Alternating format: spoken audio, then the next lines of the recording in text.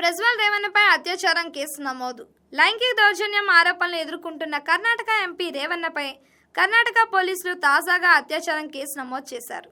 ఎంపీపై వచ్చిన ఆరోపణలపై దర్యాప్తు చేస్తున్న ప్రత్యేక బృందం నమోదు చేసిన రెండో కేసు ఇది.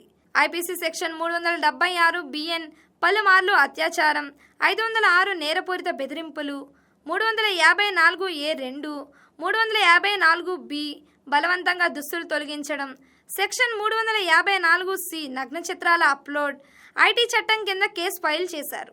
ఈ ఎఫ్ఐఆర్లో ఒకే ఒక నిందితుడిగా ప్రజ్వల్ రేవన్నను చేర్చారు. వారి ఇంట్లో సహాయకురాలుగా ఉన్న మహిళా ఫిర్యాదు మేరకు ఈ కేసు నమోదు చేశారు. హసన్ నియోజకవర్గం నుంచి పోటీలో ఉన్న ప్రజ్వల్ రేవన్నకు సంబంధించిన కొన్ని అసభ్యకర చిత్రాలు వెలుగులోకి రావడంతో లైంగిక దాడి ఆరోపణలు మొదలయ్యాయి. కానీ ఆ వీడియోలన్నీ మార్ఫింగ్ చేసినవని ఎంపీ ప్రజ్వల్ పేర్కొన్నారు. ఈ విషయమే తన పోలింగ్ ఏజెంట్ ద్వారా పోలీసులకు ఫిర్యాదు కూడా చేశారు. కాగా ప్రజ్వల్పై గ్లోబల్ లుకౌట్ నోటీసులు కూడా జారీ చేసినట్టు సిట్ ప్రభుత్వానికి తెలిపింది. లైంగిక ఆరోపణలు వెలుగు చూడగానే దేశం వీడిన ప్రజ్వల్ ప్రస్తుతం జర్మనీలో ఉన్నట్టు సమాచారం. గురువారమే ఆయన సిట్ ముందు విచారణకు హాజరు కావాల్సి ఉండగా ముందస్తు బెయిల్ కోరుతూ ప్రజ్వల్ సెషన్స్ కోర్టును ఆశ్రయించారు.